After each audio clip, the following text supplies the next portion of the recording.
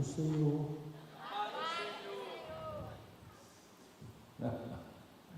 Que bom que você está aí, que bom que eu estou aqui, porque só Deus. Antes de sair de casa, eu falei assim, Glorinha, comprei 2 bolas oficiais, eram meus pés inchados. Mas eu calcei as minhas sandalinhas e estou aqui. Enquanto o Senhor me der fôlego de vida, eu vou estar falando da sua palavra na medida em que Ele mesmo me dê a oportunidade. Os pastores pensam que me convidam, mas não são eles. É o vento do Espírito Santo que move a minha agenda.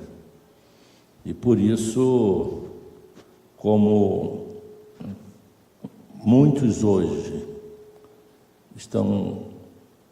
a palavra está aqui e eles estão olhando para cá, não é? O ensino da Bíblia, não apenas daquele que vos ensina, mas de todos aqueles chamados para o ministério do ensino, ficam um pouco no ostracismo, esquecidos. Mas isso não é comigo, é com o dono da seara, é Ele. Quem sou eu para questionar isso? Eu já sei que os tempos atuais é um esfriamento com relação ao estudo da palavra. É assim mesmo. Olha, esse grupo de louvor profissional, hein? Ô Rondinelli, tu és um Asaf, meu filho. Vou te contar. Eu pensei que a tua área era só aqui as tecnologias, que nada, você é um Asaf. E os demais, né?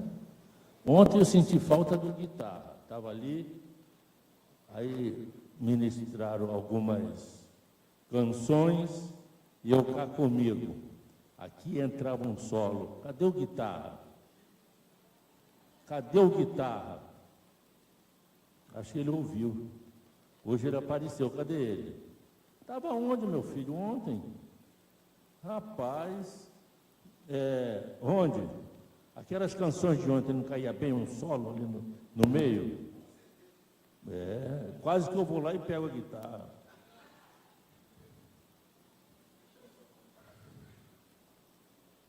Acho que são pilhas, não? 1, 2, 1, 2, 1, 2, 1, 2. Foi, feijão com arroz. Bifezinho, batata frita, não faz mal. Queridos, Rondinelli, você ainda me mata do coração. 1, 2. Rapaz, Rondinelli, eu sou cardíaco. Mas eu sou cardíaco, meu filho. 1, 2, 1, 2. Melhorou. Ele disse que são vocês aí. Queridos, é uma alegria para mim estar aqui. Deus sabe, conhece o meu coração. A oportunidade, o privilégio que eu tenho para ministrar me gera vida. Não apenas vida biológica, espiritual, mas vida biológica. Eu não lembro dos pés inchados, do formigamento, das dores. Quando eu estou no... Olhe para cá, para mim. Parecem crianças, distraem com tudo. Por favor.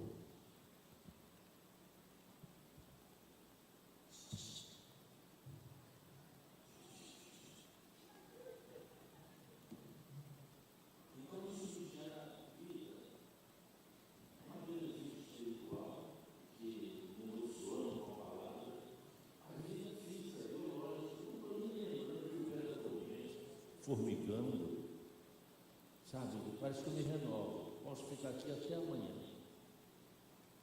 Depois alguém me ajuda a levantar, mas eu fico. é boa, nós, em nome de Jesus, vamos atender o seu chamado, que é ministrar a escatologia bíblica.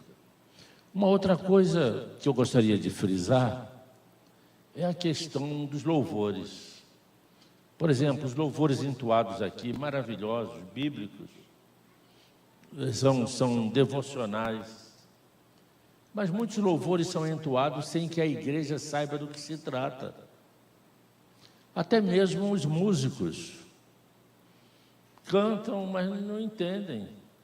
Você percebeu esse último louvor? Esse não, o penúltimo. Qual foi? Onde? Do Rio. Como é que... Faz a capela, o refrão. Onde? A capela.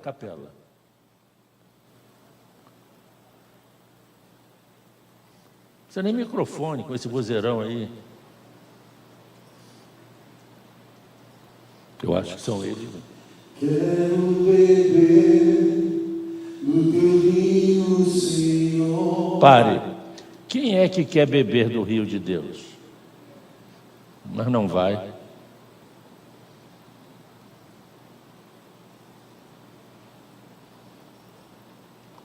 E todos são levados a pensar que Deus vai prover um rio para a gente beber. Sacia minha sede, lava o meu interior. É válido. A poesia é válida. Se eu beber do Senhor, não é? Eu vou me purificar, lavar o meu interior. Mas no caso, quem é que lava o meu interior? Não é o rio. É a palavra. Está lá em João 15. Quem estiver limpo, ele limpa mais para dar mais frutos ainda. Vós já estáis limpos com a palavra que vos tenho pregado. Não é com o rio. O poeta usa a licença poética para devocionar. Onde? Aí diz que por onde os rios passaram? Por onde? Por onde o rio passar, tudo vai transformar, pois leva a vida do próprio Deus. Esse rio está nesse lugar. Pare, ainda não está. Não está. Isso é uma profecia que fala do rio. E o rio, por onde ele passar, tudo vai transformar? Isso é verdade. E esse rio leva a vida de Deus? Também é verdade. E esse rio está neste lugar? Não está. Me parece que o autor desta canção, não sei se é a Ana Paula, deve ser a Ana Paula. Ana Paula é uma mente prodigiosa, mas precisa ensinar. A canção precisa ter ensino. Esse é o rio de Ezequiel 47, o rio de águas vivas, que será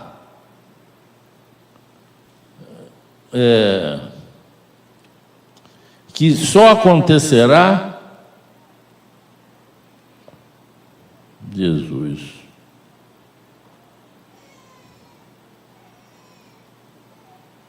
pode botar aí, Luterão, Ezequiel 47, nem bota, Ezequiel e Zacarias, eu explico, diz que por onde esse rio passar, tudo vai transformar. Esse tudo é a Terra, é o planeta Terra. Nem eu nem você vamos beber desse rio que vai transformar, vai revitalizar, vai fazer reviver a Terra. Porque nesse momento que que o rio estiver correndo, nós já somos novos corpos, já somos corpos incorruptíveis. Nós não precisamos beber da água desse rio para vivermos, porque já temos vida e vida ressurreta. Esse rio é o rio que vai correr de Jerusalém. Correndo de Jerusalém, quando Jesus estiver em Jerusalém, na sua volta. E Zacarias 47 e Ezequiel 47 e o profeta Zacarias diz que esse rio vai brotar do limiar do templo em Jerusalém, quando Jesus estiver lá. E esse rio, ao descer, vai fazer um V. Ele vai para o Oriente e vai para o Ocidente. Imaginemos nós como estará o planeta Terra antes da volta de Jesus. Como está o planeta hoje? Já está desgastado. 1/5 dos corais do mar e os plânctons do mar já se extinguiram. Os corais já se branquearam. Há uma extinção em massa de animais e peixes do mar. Por isso que a piscicultura cresce a cada dia, porque os peixes do mar se tornarão raros em função da degradação ecossistêmica, do aquecimento global, da mudança. Me dá um desse daí de canudo. Há uma falha, melhor dizer, não falha, há uma afronta à natureza. Por isso que Paulo, escrevendo em Romanos capítulo 8, diz assim: a criação geme. Geme por quê? Porque a relação do homem com a natureza é uma relação pecaminosa, irresponsável. O nosso padrão de consumo e o nosso padrão de desenvolvimento é altamente expoliativo, degradativo. E a Terra está acabada. Agora mesmo os cientistas estão nervosos porque as calotas polares, ou melhor, as plataformas continentais ou as placas tectônicas estão se rachando. Eu não vou nem falar para vocês das fossas das Marianas, que os cientistas estão em polvorosa. É porque isso não vem à tona, isso não vem para o público mundial, isso fica escondido em 7 chaves. Só os que são pesquisadores, que fuçam, que vão lá e entendem que os cientistas têm razão, mesmo que não estudem a Bíblia. Porque antes das fossas das Marianas quebrarem o seu istmo a 11.000 metros de profundidade, o profeta Isaías já disse que isso ia acontecer. É que eu não quero que vocês não durmam hoje. Então eu não vou falar das fossas das Marianas. Mas a imprensa vazou, noticiou de que as placas tectônicas estão rachando. Quantos já ouviram isso por aí? Olha aí, então isso já é público. E é verdade.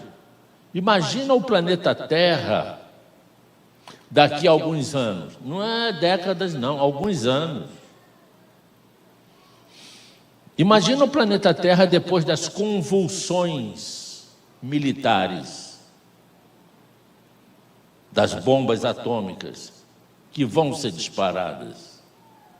Imagina a Terra depois da Terceira e da Quarta Guerras Mundiais, que é para a atual geração. Não vai ser da geração do nosso tetraneto, não, é agora. Há um descompasso na natureza. O homem, depois da Revolução Industrial, fazem o seu início 300 anos, tirou de dentro da terra o óleo grosso, que é o petróleo. E no lugar do petróleo entrou a água líquida e fina. Quem entende um pouco de mecânica sabe que o óleo é o amortecedor hidráulico. Se você tira algo grosso, denso, que segura as paredes, e coloca a água, ela não segura as paredes. E a exploração do petróleo vem numa crescente. A matriz energética que movimenta o mundo é o petróleo. Ainda é. Agora mesmo o Donald Trump está dizendo, vamos furar para tirar o petróleo. Agora mesmo o Lula está dizendo a respeito lá do Nordeste, tem uma reserva boa, vamos furar, vamos retirar. Então, a agressão no planeta Terra, ela é global, parte de todas as nações. A Europa, a América destruíram a sua camada verde, as árvores, tudo usada para construção civil. Então o homem já danificou o planeta, já está estragado. O cientista inglês chamado James Lovelock, que desenvolveu a hipótese Gaia, disse que o planeta Terra, para ter o clima ideal para o homem, seria necessário brecar 100% a emissão de gás carbônico na atmosfera. E daqui a 200 anos, talvez teríamos o clima ideal para a vida do homem na Terra. Ele falou uma hipótese utópica. Significa dizer que não tem volta. Não existe tecnologia para cobrir a camada de ozônio, que já está comprometida.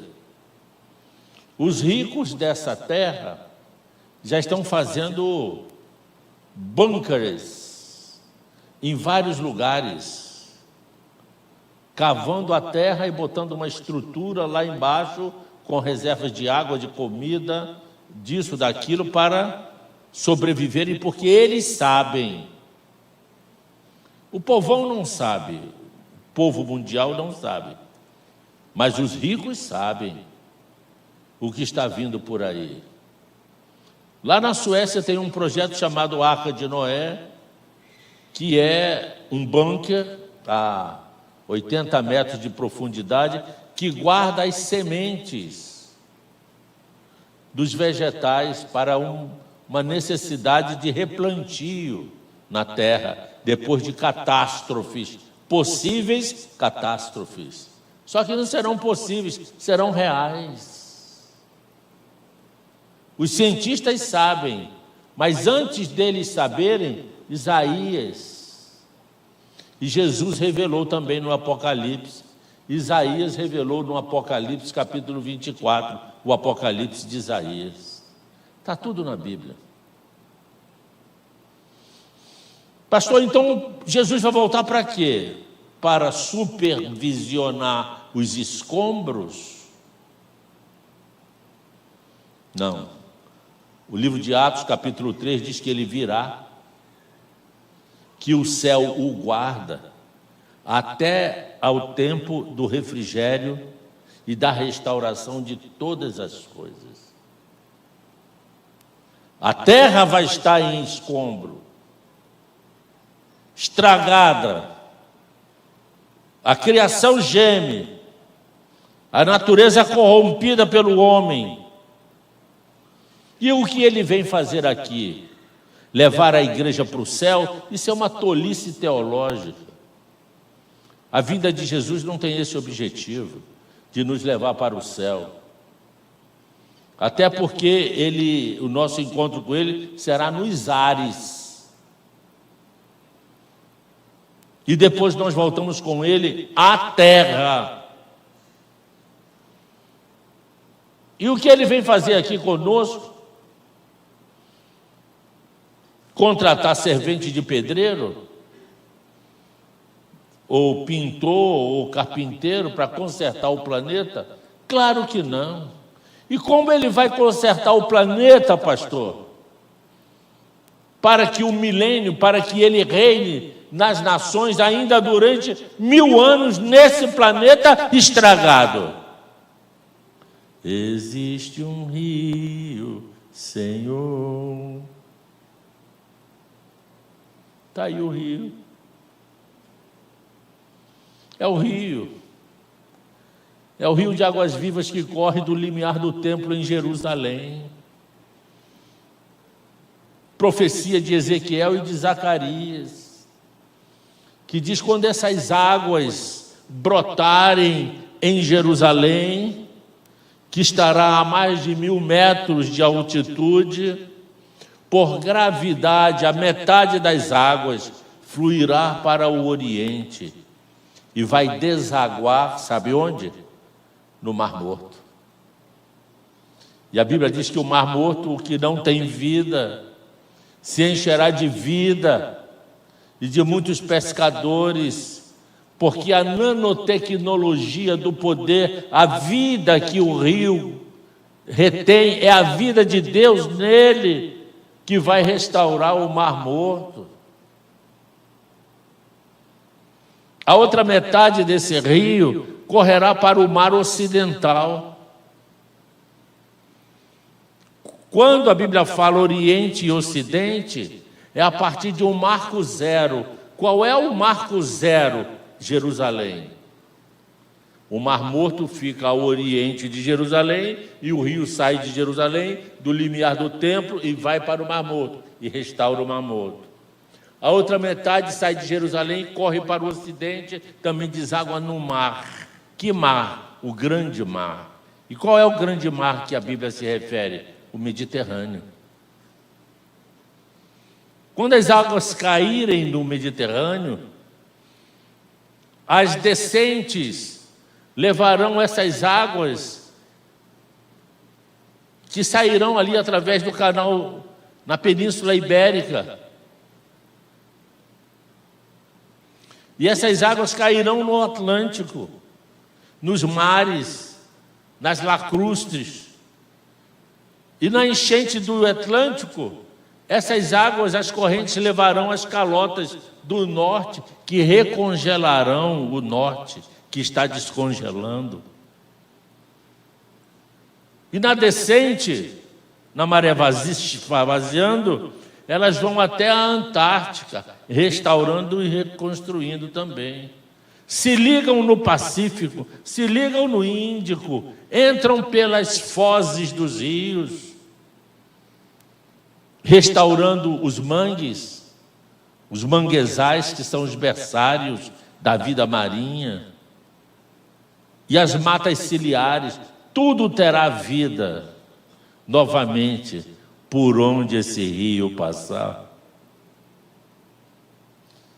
E até a atmosfera será recomposta, porque a evaporação dessas águas alcançarão os gases nobres e irão restaurar a atmosfera para que haja um clima ideal para que a terra ainda sobreviva 1000 anos, momento em que o rei estará reinando.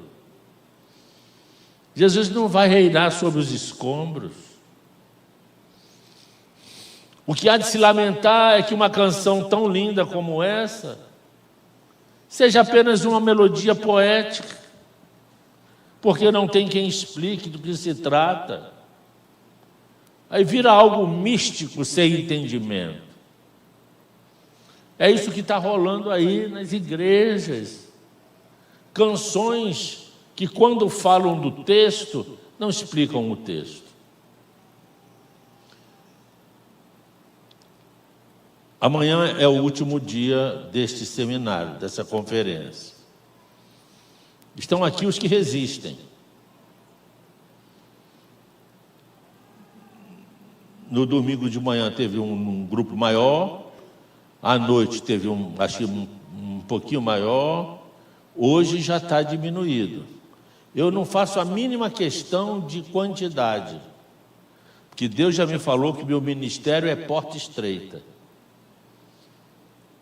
Mas os que gostam da palavra, e em especial da escatologia, perseveram. Outros ficam pela estrada.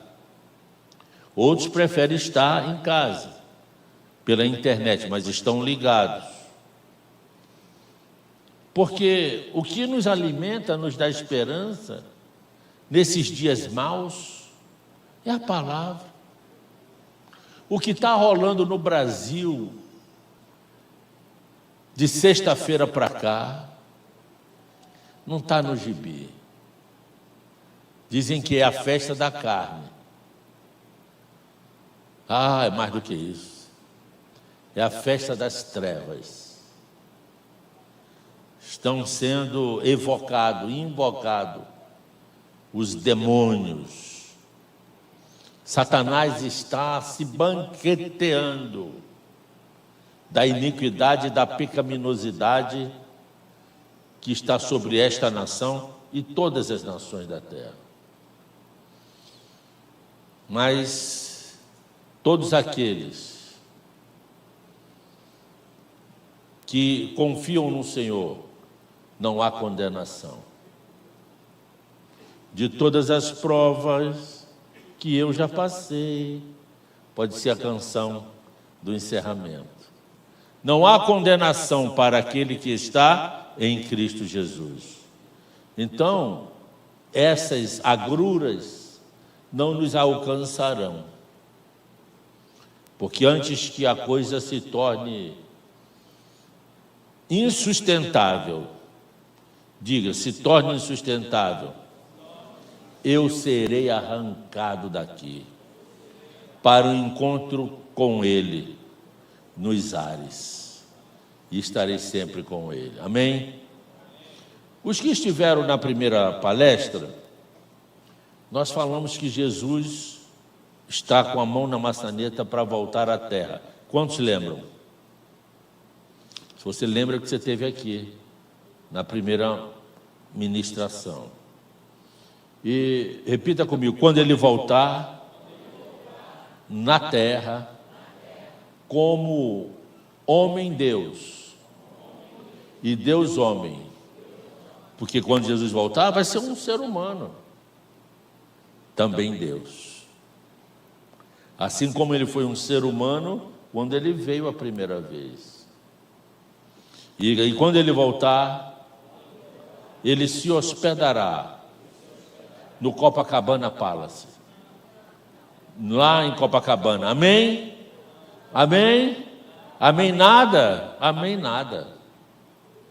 Ele voltará em Bósra, em Edom. Mas ele não reinará de Edom e nem de Bósra.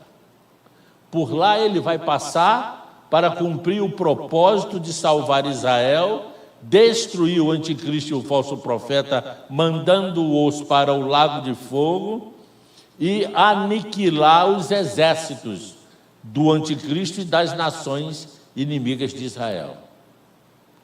Depois disso feito, diga, depois disso feito, ele irá para Israel. Vai atravessar a fronteira da Jordânia para Israel e chegar, diga, chegar, de onde ele partiu. E de onde ele partiu? Do Monte das Oliveiras, quando foi assunto aos céus. Ali mesmo ele volta, ali pertinho de Betânia. E a Bíblia diz que quando ele tocar seus pés no Monte das Oliveiras, mais um terremoto, que vai abrir, diga, vai abrir, o Vale de Cedron, de norte a sul. Jerusalém, com esse terremoto,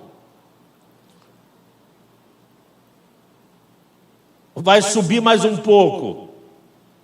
Hoje já está a 900 metros de altitude. Sobe mais, não sei quanto mais. Mas diz que a cidade ainda vai se altear com o terremoto. E os montes que estão ao redor ficarão planos. Haverão de ser aplainados. A geografia da terra será mudada. E haverá um grande vale de Geba, que fica a 100 quilômetros de Jerusalém, até Berseba. De Geba a Rimon. Eu estou imaginando essa geografia. É uma espécie de um planalto, uma planície, com um planalto no meio. Um plano baixo e no meio um plano alto. Quem vai estar no plano alto? Jerusalém. E quem vai estar em Jerusalém? Yeshua HaMashiach. E esse rio vai fluir de lá para restaurar a terra, para que ele possa reinar durante os 1000 anos. Diga assim: pastor, você devia ser contratado pela Globo para fazer novela, porque você tem um bom enredo. E eu responderia a vocês: esse enredo não é meu. Está tudo aqui na palavra de Deus, desenhado. É impressionante. Por isso que a palavra me toca tanto. Como Deus teve graça, achou graça em mim, por me fazer entender as Escrituras de maneira tão clara, tão cristalina, me botar os textos na mente com luz. E quando Jesus chegar em Jerusalém, tocar seus pés no Monte das Oliveiras, que ali se abrirá um vale, o vale de Sedom vai ser aberto, ali mesmo ele vai caminhar, como ele fazia antes, quando estava na terra, até a porta oriental dos muros da cidade de Jerusalém. A porta oriental, ela dá para o Monte das Oliveiras. Imaginemos, igreja, onde eu estou é o monte, eu já estou aqui num plano alto. Onde eu estou é o Monte das Oliveiras. Olhe lá para a porta. Pode olhar? Pode olhar? Ali é a porta oriental dos muros de Jerusalém, que dá acesso ao templo. Jesus costumava fazer esse caminho com seus discípulos, do Monte das Oliveiras até a entrada daquela porta. É um tamanho de um pouco menos de 1 quilômetro. Mais ou menos 888 metros. Que é, na verdade, o caminho, uma jornada de um sábado. Alguém já viu na Bíblia a jornada de um sábado? O caminho de um sábado? Era o percurso que era autorizado os judeus andarem no dia de sábado, para não corromper a lei. É como se a lei autorizasse no sábado. Você só pode andar até 888 metros, ou seja, 2.000 côvados.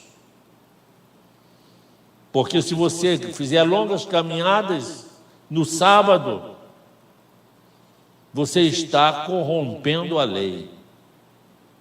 Por isso que Jesus, quando falou da destruição de Jerusalém, ele disse: tomara que isso não ocorra no sábado, porque no sábado ninguém pode fugir, além de 888 metros.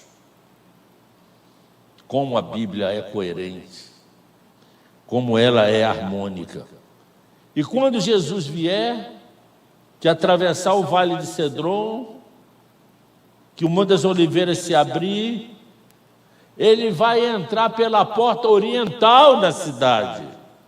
A profecia diz isso. E aí está a porta oriental, é a porta real que está lá. Isso aqui não é desenho, é fotografia. A porta dourada de Jerusalém, o caminho do rei. Porta dourada somente a partir do século XVI. Em inglês chama-se Golden Gate, a porta dourada, a porta de ouro.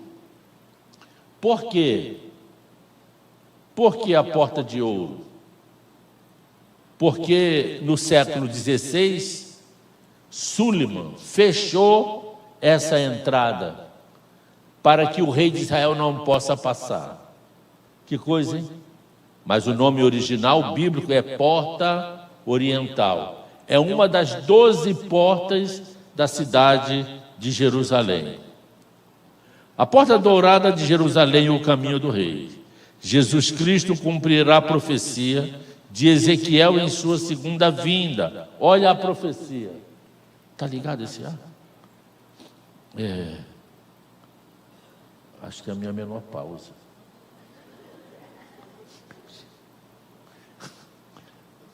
Que é? Não é menopausa não. É andropausa? No meu caso é menopausa. É a minha parte feminina. É o meu lado feminino. Calor. Jesus, olha o texto. Ezequiel 44, de 1 a 3. O pessoal lá de trás, está dando para ler aí? Sim ou não? Tá? Ok? Faz assim se tiver. Ok, obrigado. Então o homem me fez voltar para o caminho da porta exterior do santuário, que olha para o Oriente, é a porta oriental, a qual estava fechada. Disse-me o Senhor: esta porta permanecerá fechada, não se abrirá, ninguém entrará por ela, porque o Senhor, Deus de Israel, entrou por... Gente, olha isso. Gente, isso é Bíblia. O texto está de... Obrigado, Índia. O texto está dizendo que Deus entrou por essa porta porque o Senhor, Deus de Israel, entrou por ela, por isso permanecerá fechada. Quanto ao príncipe, ele se assentará ali por ser príncipe, para comer o pão diante do Senhor. Pelo vestíbulo da porta entrará e por aí mesmo sairá.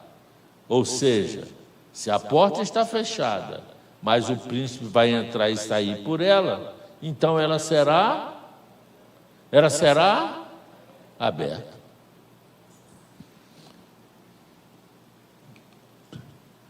Yahvé mostrou ao profeta que o portão oriental deveria permanecer fechado e ninguém poderia passar por ele. Olha aí como é. Isso aí é real.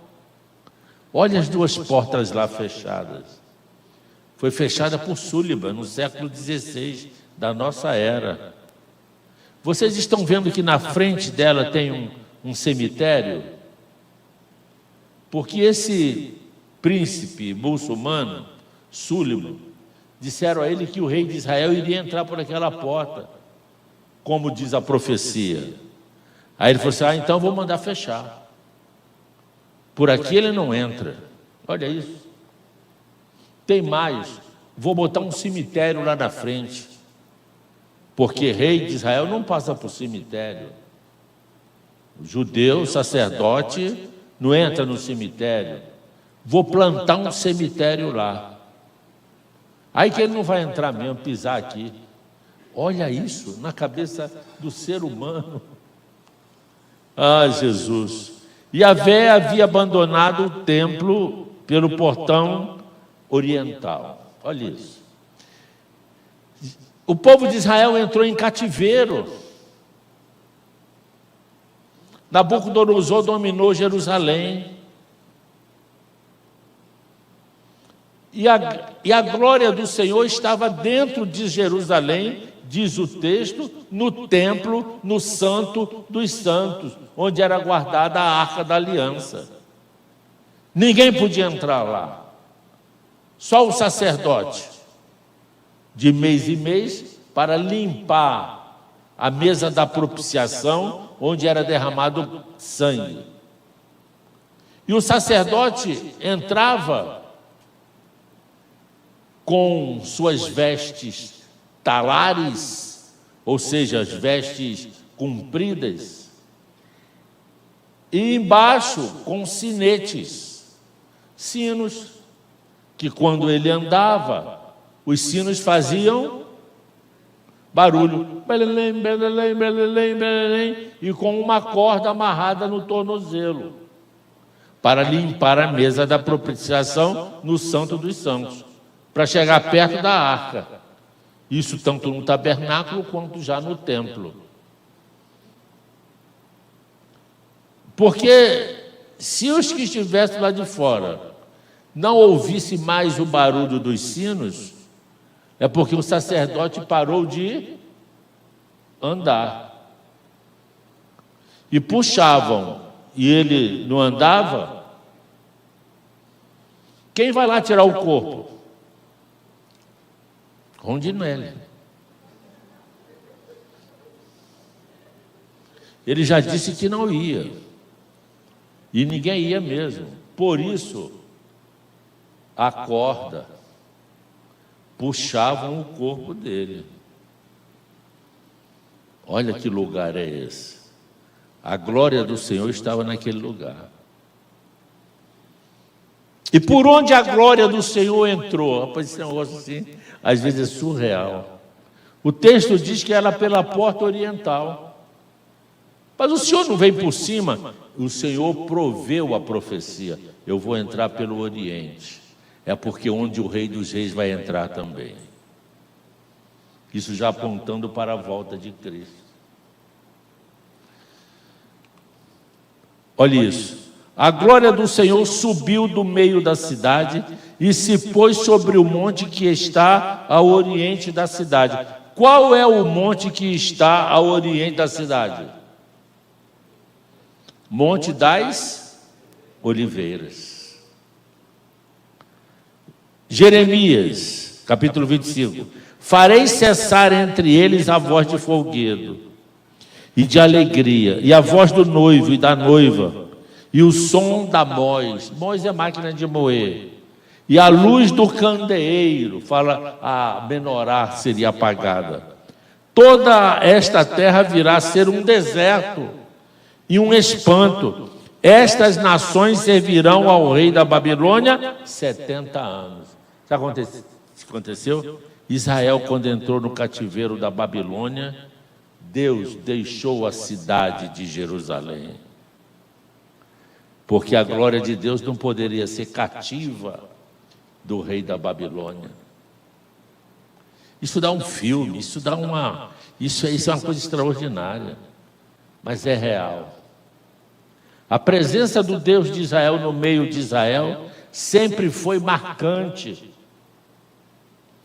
E para nós que cremos que a Bíblia é a palavra de Deus e é a verdade inerrante, nós sabemos que desde lá do Egito, que Jesus Cristo está com Israel, no deserto.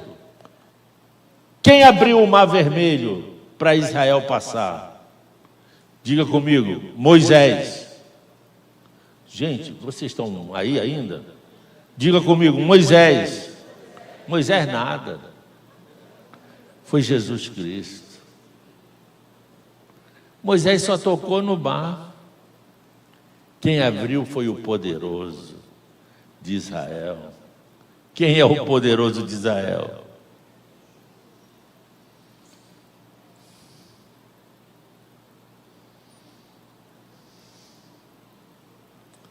Quem era aquela nuvem durante o dia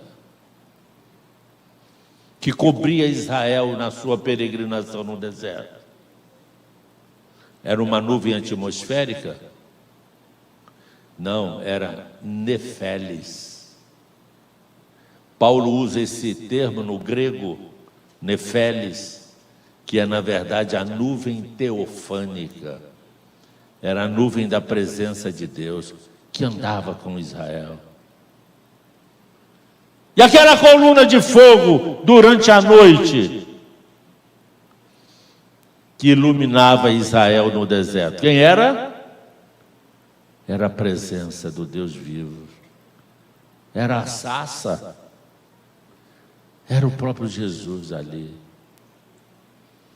Quando chegou em Mara, sedentos de sede, encontraram lá as fontes, com águas amargosas que ninguém podia beber.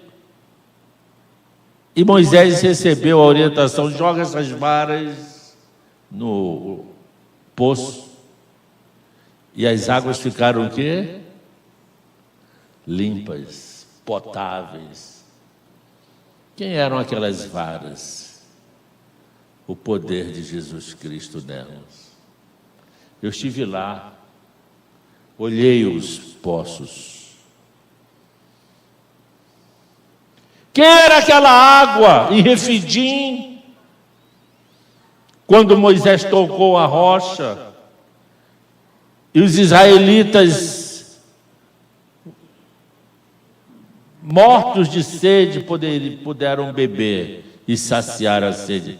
Era Yeshua HaMashiach. Jesus sempre esteve com Israel, no meio do seu povo. Quem foi aquele anjo que falou a Abraão: Abraão, não precisa apunhalar Isaque não, porque agora eu sei que tu amas ao Pai, porque ninguém, o teu próprio filho, tu me negaste. Quem era aquele anjo? Yeshua HaMashiach, falando com Abraão. Quem foi aquele que fez as muralhas de Jericó ruírem para Israel passar? Vocês me diriam, foram os sacerdotes que tocaram as trombetas, o chifre de carneiro, o shofar. E era tanta trombeta que a vibração quântica das moléculas fez aquela muralha de Jericó cair. As muralhas de Jericó eram tão largas que dava para uma carruagem fazer curvas em cima delas. E o sonzinho daquelas trombetas quebraram aquelas pedras. Amém? Amém nada. Foi o poderoso que estava ali com eles. E Yeshua HaMashiach com seu povo o tempo inteiro, durante o deserto. Diga até um dia se fazer um deles. E entrar no ventre daquela mulher, daquela virgem, e viver durante 33 anos, pessoalmente com Israel. Mas quando, antes disso, os judeus também tinham Deus em seu meio, do Santo dos Santos estava o poder de Deus, a glória de Deus. Só que quando Israel entrou em cativeiro, o Senhor retirou a sua glória do templo, da cidade, e entregou Israel ao cativeiro da Babilônia. Pode levar. Meu servo Jeremias profetizou e 70 anos esse povo ficará cativo do rei da Babilônia. E ficou. Aqui, não sei se dá para você ver por aí bem, é mais ou menos um esboço. Aqui o Monte das Oliveiras. Aqui não aparece. Deixa eu ver se dá para... Quem está vendo o Monte das Oliveiras daquele lado lá? Lá atrás. Estão vendo lá escrito, ó, Monte das Oliveiras, perto do Getsêmani? Amém ou não amém? Vocês estão vivos? Amém ou não amém? Aqui, está vendo ali escrito templo? Então ali é o Oriente. Aquela porta ali, diante do templo, aquela do lado de cá, é a porta oriental, por onde Jesus vai entrar e por onde a glória de Deus entrou também, para o templo.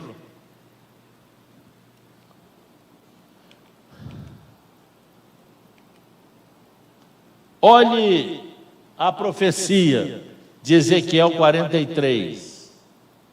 Então o homem me levou à porta que olha para o Oriente, e eis que do caminho do Oriente vinha a glória do Deus de Israel, e a sua voz era como o ruído de muitas águas, e a terra resplandeceu por causa da sua glória. O aspecto da visão que tive era como a da visão que eu tivera quando vim destruir a cidade.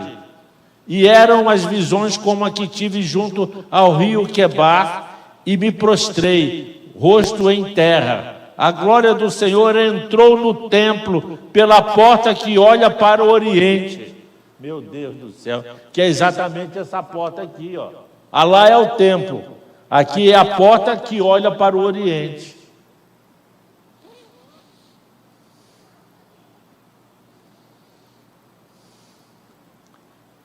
Meu Deus, o Espírito me levou ao átrio interior, e eis que a glória do Senhor enchia o templo. Que experiência, hein?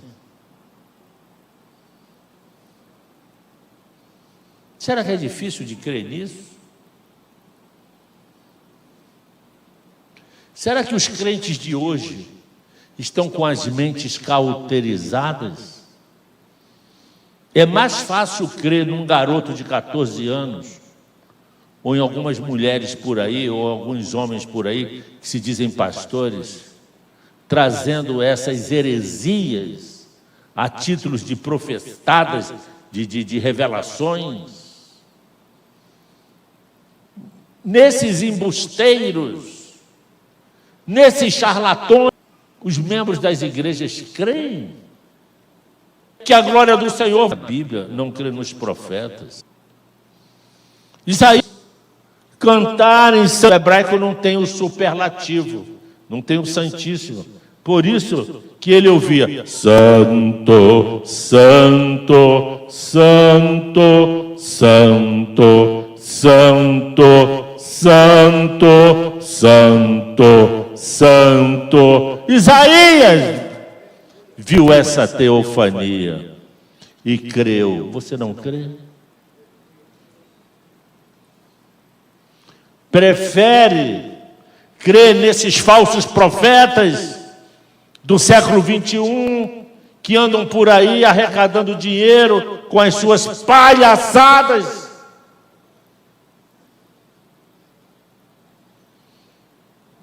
A presença do Deus Altíssimo no meio do seu povo sempre foi magnífica, extraordinária, transcendente, mas real. Como é magnífica, extraordinária, transcendente, mas é também real o habitar do Espírito Santo em cada um de nós. Se você não crê, não tem a experiência de que o Deus Altíssimo, através do seu Espírito, habita em você, aí você não crê mais em nada. Muito menos nas profecias de Isaías, de Ezequiel, de Jeremias.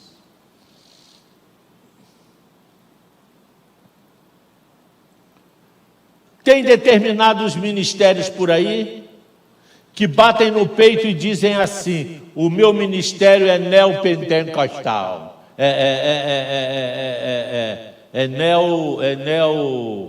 neotestamentário, repudiando os escritos do Antigo Testamento. Não sabe nem o que está falando. Não foi tocado pelo Espírito. Se o Novo Testamento não existisse, a Torá já seria suficiente para revelar tudo a respeito de Deus.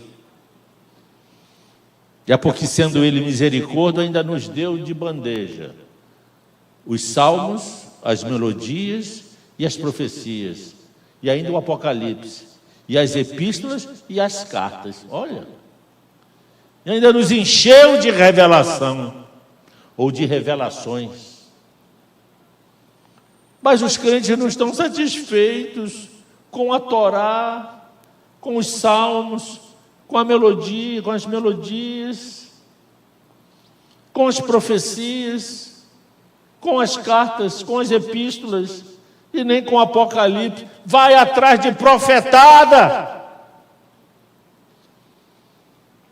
porque são crentes preguiçosos, relapsos, nécios, que não gostam de estudar a palavra de Deus. Quer saber a respeito da tua vida? Está aqui. Quer saber a respeito do teu passado? Está aqui.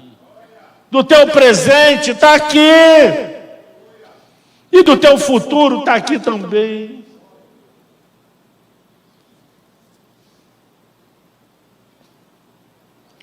Pastor, mas Deus não fala com a gente? Tal, fala. Claro que fala. Mas não julgue o profeta.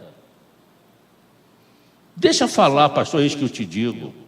Se alguém tiver aí e quiser me mandar um rolo, deixa eu acabar e eu vou escutar o teu rolo. Com educação. Não vou te distratar, não. Em casa eu meto malho, mas eu vou te ouvir. Com toda educação. E vou dizer assim: pai, faz a profecia ser cumprida, senão aquilo é um Ananias, charlatão, falso profeta.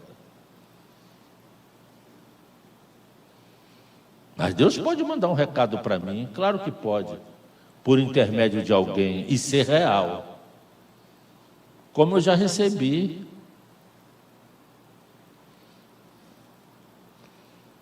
Glorinha já recebeu ali, ó uma mulher que recebe recados de Deus, ela está até rindo.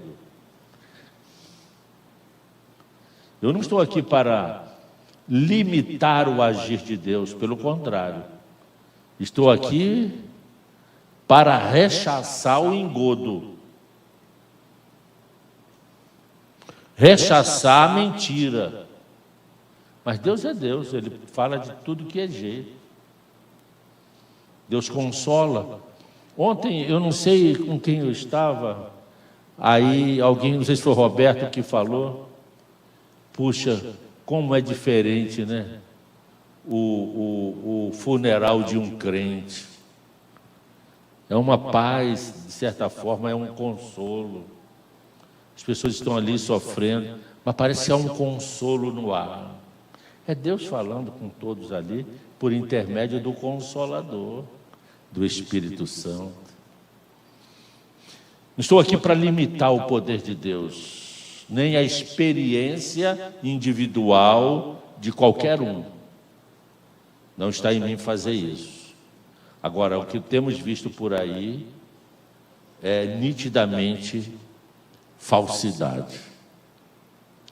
A glória do Senhor sempre no meio de Jerusalém. Lê do engano que eu achava que eu ia poder pregar isso em 1h30. Mas eu estou com vontade de continuar esse estudo amanhã. O que vocês acham? Amém? Vocês vão vir?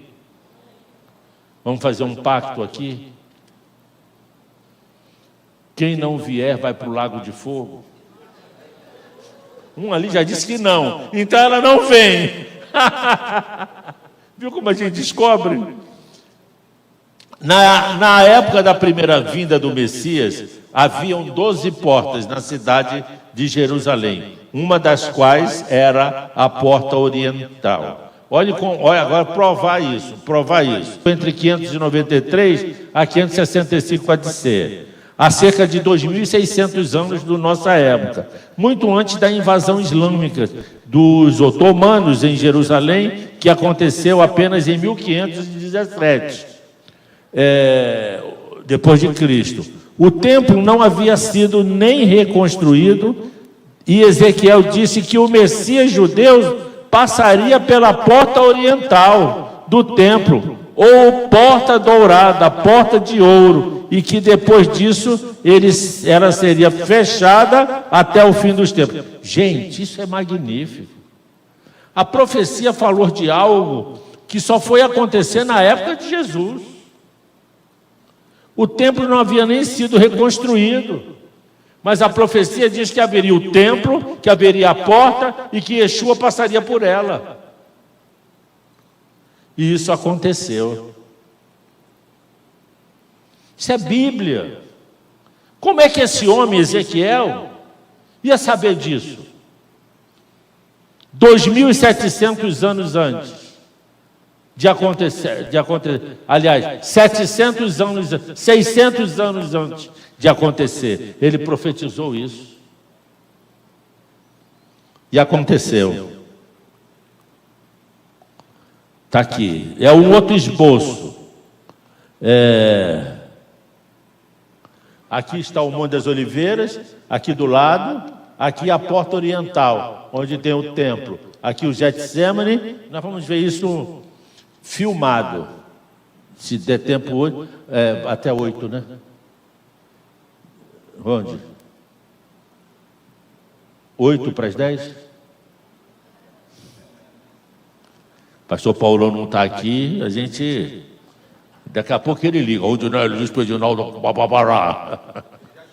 Já chegou? Ih, daqui a pouco ele risca aqui. Tá aí. Isso aqui já é real. Já é uma fotografia. Lá em cima. Pena que não tem nenhuma caneta, né, para apontar. O luterano não consegue. Lá em cima, tá vendo? Lá em cima? Lá em cima é em cima. Ali é o Monte das Oliveiras. Tá vendo aquela vegetaçãozinha? É o Monte das Oliveiras. Aqui embaixo, onde tem a cúpula dourada, está dando para ver a cúpula dourada? Está vendo? Ali era o lugar do templo. Jesus descia de lá, passava por ali. Ezequiel diz que a glória do Senhor vinha de lá, passava por ali, e dali saiu e voltou para lá. Essa é a geografia da profecia bíblica, que eu creio como verdadeira. Está aqui, mais explícito ainda. O número 3 é o Monte das Oliveiras, é o Vale de Cedron. Embaixo, Vale de Inom. Não, o número 3 é o Monte das Oliveiras. O número 1 é o templo. A distância é essa: 888 metros, ou 2.000 côvados, que é o caminho de um sábado. Yeshua, Jesus, em sua última ida a Jerusalém, antes de ser crucificado, desceu o Monte das Oliveiras, cruzou o Vale de Cedron e entrou pela porta oriental, acessando diretamente o pátio do templo, um percurso até lá, o pátio de 1.080 metros, o caminho de um sábado. Isso está registrado em Atos, capítulo 1, versos 12. A porta dourada de Jerusalém, o caminho do Senhor. Agora aqui uma explicação. A distância aproximada, isso para você entender o que era na tradição judaica, o que quer dizer o caminho de um sábado. A distância aproximada de 2.000 côvados, cerca de 888 metros, segundo a tradição judaica, era o percurso permitido a um judeu percorrer sem violar a lei. Esses textos estão lá em Atos 1:12, Êxodo 16:29, Números 35:5 e Josué 3:4. Anotaram? Vou passar, não vou ler os textos não, senão não saio daqui hoje. 2.000 côvados.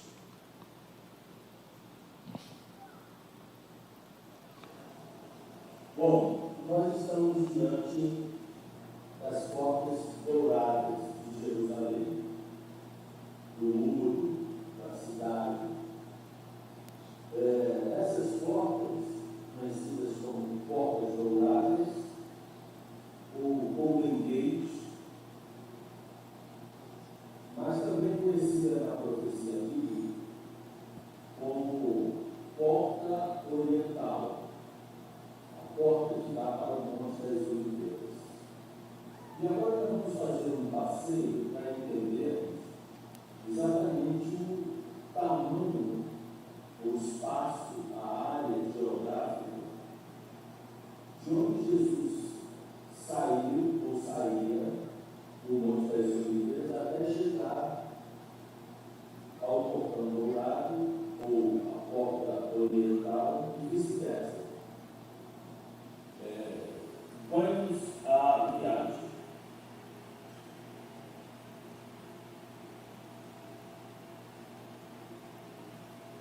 O que está de frente aí, você vê, é um cemitério muçulmano, construído ali com o propósito de evitar a entrada do Messias por essas portas, na sua volta. Então aqui você vê toda a área, e nós estamos aqui fazendo um tour em Jerusalém. Isso aí não é real, é a área real. E antes que cheguemos ao Monte das Oliveiras, vamos dar um pulinho aqui. Aqui nesse lugar, observem bem, é o Getsemane, onde Jesus se retirou para orar e a pressão era tanta sobre a alma dele, sobre a mente dele, que ele transpirou sangue. Esse lugar aqui chama-se Getsemane, que quer dizer lugar de prensa de óleo. Prensa de óleo é o lugar onde se prensava as azeitonas para processar o azeite. Continuando a nossa viagem, vamos observar lá em cima no monte, é exatamente o Monte das Oliveiras.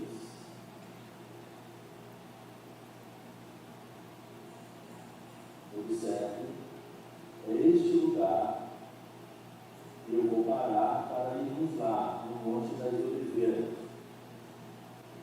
Nós estamos olhando aqui de frente da Porta Dourada.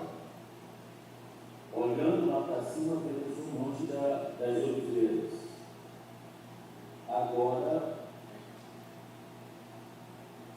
nós saímos daqui, dessa área, onde fica a Porta Dourada. Paramos aqui no Getsemane e fomos ao Monte das Oliveiras. Agora nós vamos dar um pulo lá no Monte das Oliveiras para olhar de lá. Pronto. Aqui é o Monte das Oliveiras. Já estamos lá naquele lugar que vimos em cima, no monte. Observe aqui as oliveiras. Existem oliveiras aqui milenares, antigas, provavelmente da época de Jesus Cristo. E agora nós vamos continuar a nossa viagem voltando. Vamos dar a volta, fazendo um círculo de 360 graus. Observe, estamos saindo das oliveiras, caminhando, olhando,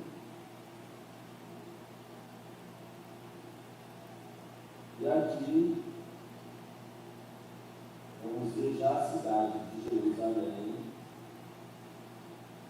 e vamos parar de frente das portas douradas. Pronto.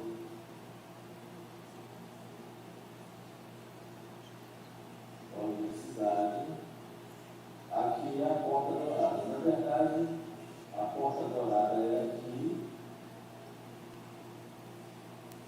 por onde Jesus entrava quando saía do Monte das Oliveiras. Essa distância daqui do Monte das Oliveiras até o templo é um caminho de sábado, é uma distância registrada lá em Atos dos Apóstolos como o caminho de um sábado, que era a distância permitida para que o judeu pudesse andar no dia do Shabat, no dia de sábado, de cerca de 1.080 a 1.100 metros apenas. Então agora nós estamos vendo aqui o Domo da Rocha, que é o Arabaixo, o lugar do templo, que será construído em breve. O templo de Salomão, construído por Zorobabel, depois por Herodes. É neste lugar onde hoje tem o Domo da Rocha. E aqui é o portão, as portas douradas, ou a porta dourada, ou o Golden Gate, ou ainda a porta do Eletão. Vamos dar um pulo lá, direto. Pronto. Aqui está. Voltamos para onde saímos. Vamos então fazer um círculo completo para isso. Ali, as portas douradas. Já está o muro. A porta dourada. Pronto. Se eu não agilizar, perde muito tempo. Para você ir hoje em Jerusalém, vai gastar 12 mil reais. Foram de graça. Tiveram acesso a esse local escatológico. Ali foi um local histórico que se refere à primeira vinda, porque Jesus entrava por aquele portão.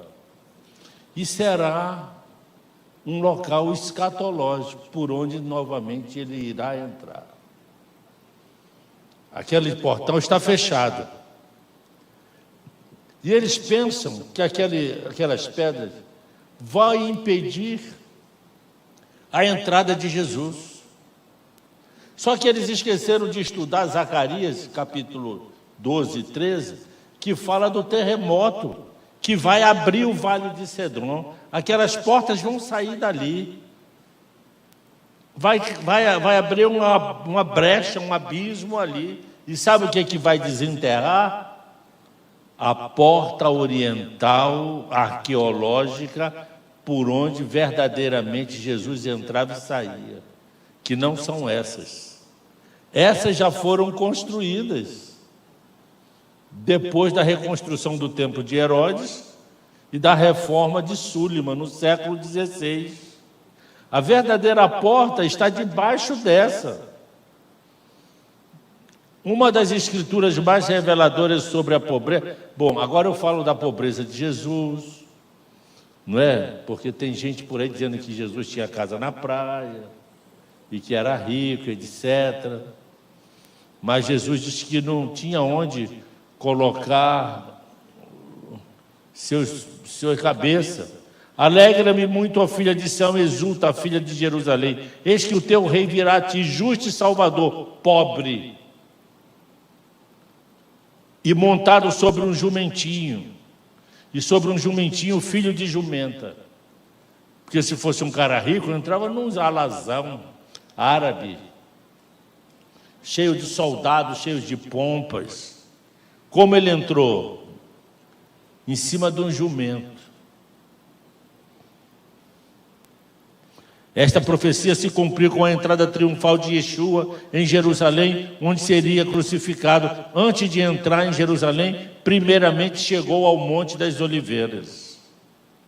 E aconteceu que, chegando perto de Betjé e Betânia, ao Monte das Oliveiras, mandou 2 de seus discípulos, dizendo: ide à aldeia que está de fronte, e aí, ao entrar, achareis preso um jumentinho em que nenhum homem ainda montou. Soltai-o e trazei-o.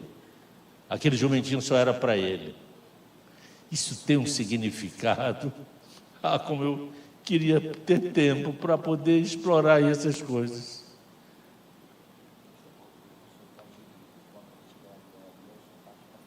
Então tá bom. Ok. E aconteceu que, chegando perto de Betjé, já passei isso aqui. Em seguida, o rei dos reis desce humildemente o Monte das Oliveiras. E trouxeram a Jesus, e lançando sobre o jumentinho as suas vestes, puseram Jesus em cima. Tendo descido o vale de Cedron, chegando à porta oriental, o Messias se lamentou sobre a cidade, revelando que viriam dias em que a cidade e o seu templo seriam destruídos, pois não reconheceram quem vos estava visitando. E quando ia chegando, vendo a cidade, chorou sobre ela. O que eu queria mostrar para vocês?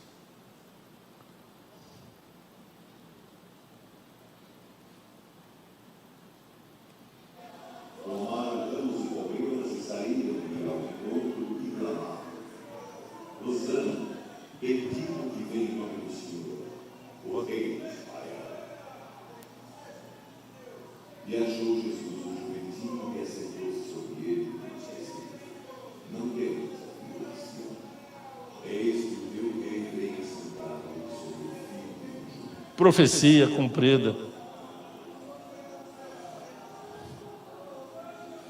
O profeta falou isso 600 anos antes disto acontecer.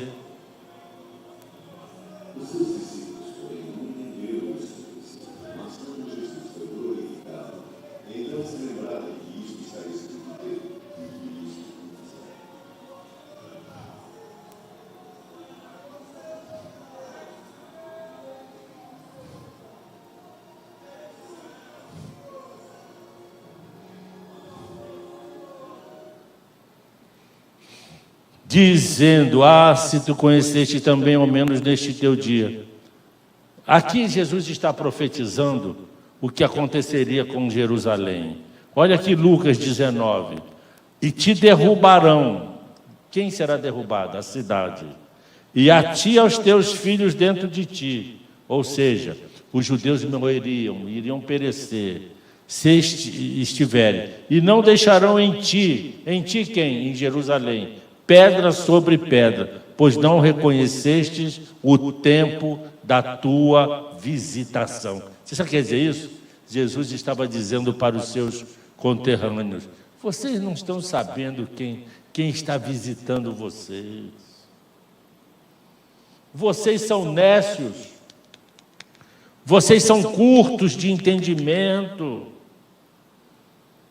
Isso porque ele foi gentil. Porque se sou eu falar, vocês são burros. Vocês não estão entendendo. Você já pensou? O Machia, o Messias de Israel, prometido em toda a Escritura, está visitando eles, e eles não entendiam. E do Monte das Oliveiras ele olhou para a cidade e falou: Jerusalém, Jerusalém, que mata os teus profetas, te arrasarão, e os teus filhos dentro de você. Quem são os teus filhos? Os judeus. Aconteceu exatamente como Jesus falou. Na Páscoa do ano 70, Tito cercou a cidade com as legiões romanas e destruiu avassaladoramente, não ficando pedra sobre pedra. A área de Jerusalém passou a ser morada de chacais, virou ruínas. 1.198.000 judeus morreram em 6 meses. Flávio Joséfo relata isso. 110.000 corpos foram lançados por cima dos muros da cidade, porque também tinha uma guerra civil dentro da cidade. As mulheres matavam os bebês para comê-los. por causa da fome. Os sacerdotes foram mortos, o templo saqueado, levados para Roma, os objetos de ouro. 70 mil judeus voltaram cativos para o Egito e outros 70 mil foram para Roma para servir de espetáculo no Coliseu de Roma. Eu estive lá com alguns pastores cabeções, tirando foto, rindo. Aqui, ó, aqui, fotografa eu aqui, dentro desse cubículo, que eram prisões dos mártires do primeiro século. E eu fiquei olhando aquilo, mas vem cá, por que eles estão rindo? Porque todo mundo está pensando que está visitando a Disneylândia? Aqui foi onde os nossos irmãos pereceram, foram deglutidos pelos tigres, leões e ursos. Aqui onde eles foram atacados de fogo, morreram em dores lancinantes. E falando o nome de Yeshua. E a caravana lá sorrindo, brincando, tirando foto. Os pastores não entendem. Levam caravanas a Israel para fazer show. Para fazer turismo. Sem entender o significado profético da primeira vinda e da segunda vinda do Senhor. Na sequência, o Messias entra pela porta oriental. Aqui nós já simulamos, tiramos aquelas portas para ver que a entrada do Monte das Oliveiras até o templo ficava de frente da porta oriental.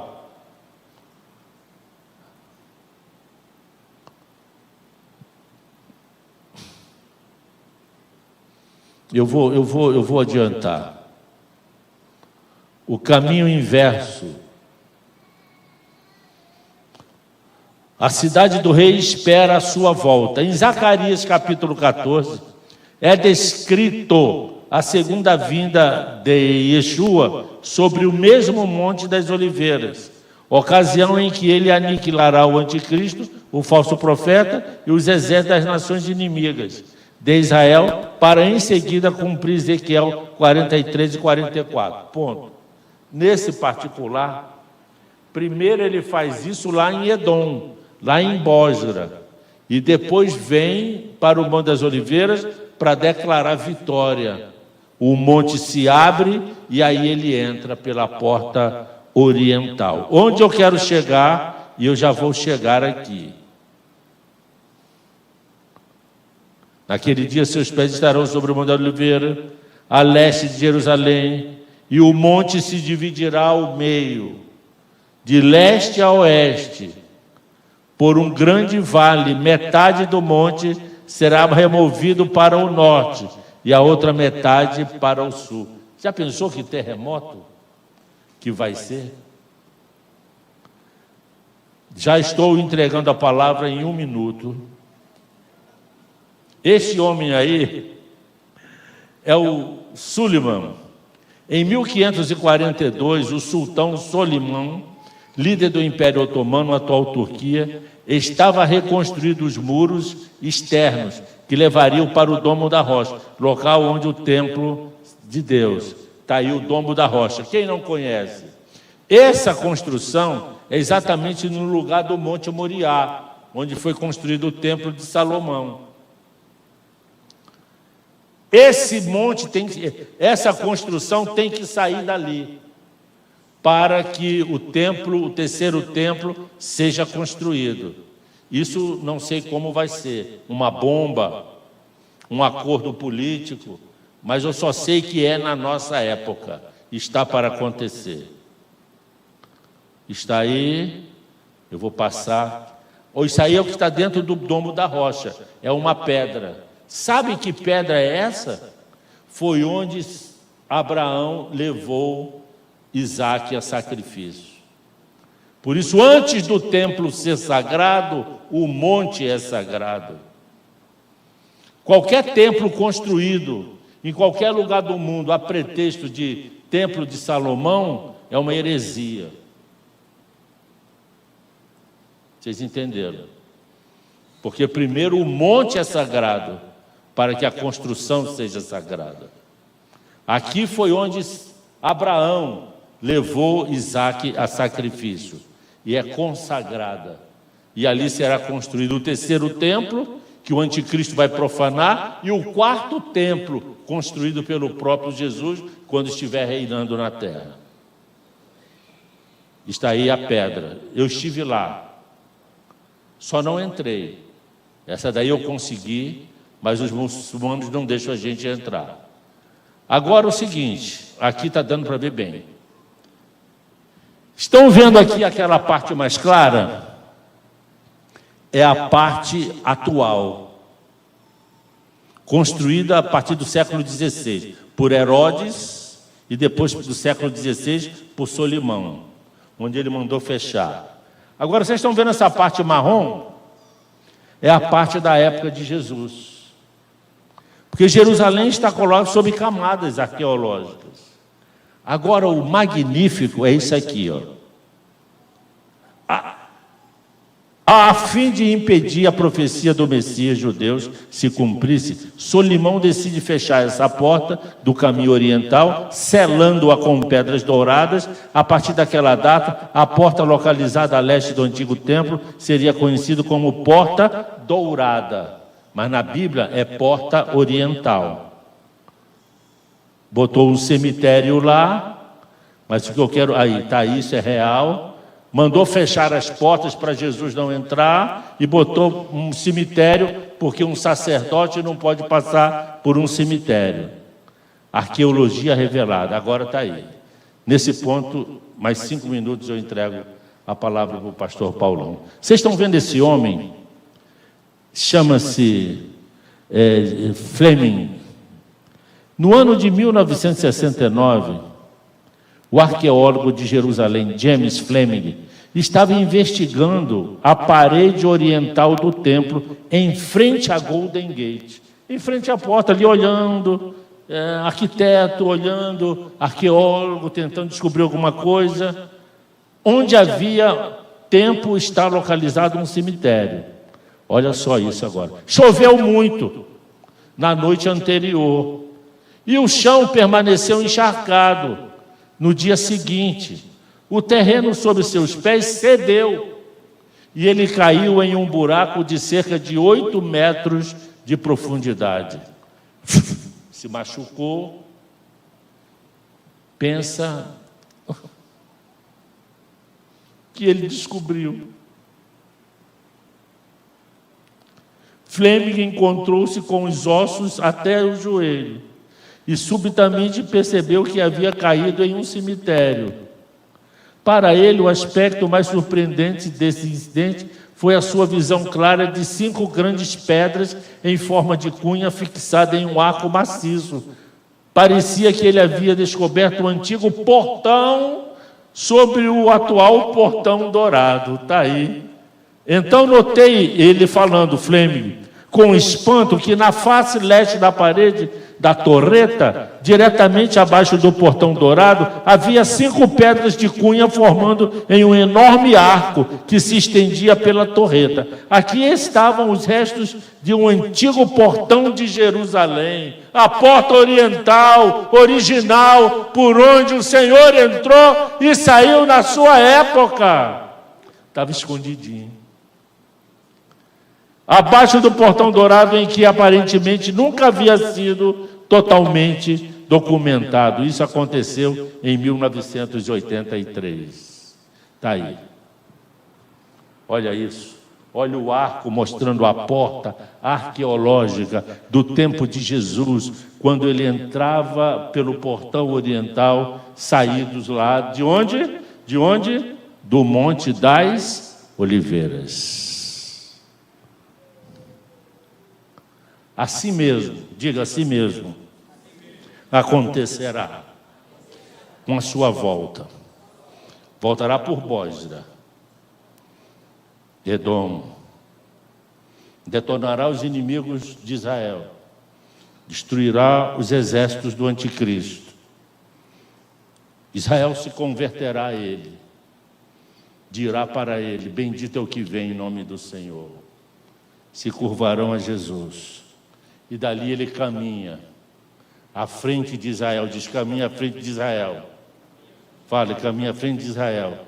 E nós com eles, porque nós estaremos com ele, indo para onde? Para o Monte das Oliveiras. De lá acontecerá, com o terremoto, abrir-se-á um vale e um caminho, e ele aqui do Monte das Oliveiras irá caminhar, diga, irá caminhar, o caminho de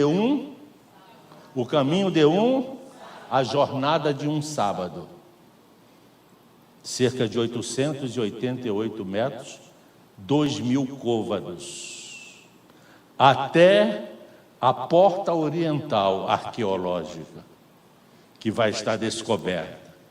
Diga, e por ali, ele entrará em Jerusalém e terá acesso ao templo.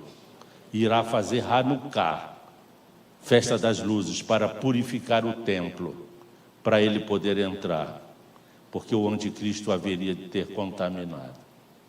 E ali seguir-se-á o reino milenar, 1000 anos do reinado de Cristo na terra, com Israel restaurado, convertido, com a igreja se incumbindo de missões dadas por ele, e com as nações adorando ao Rei dos Reis, ao Senhor dos Senhores. Um beijo, até amanhã, se Deus quiser.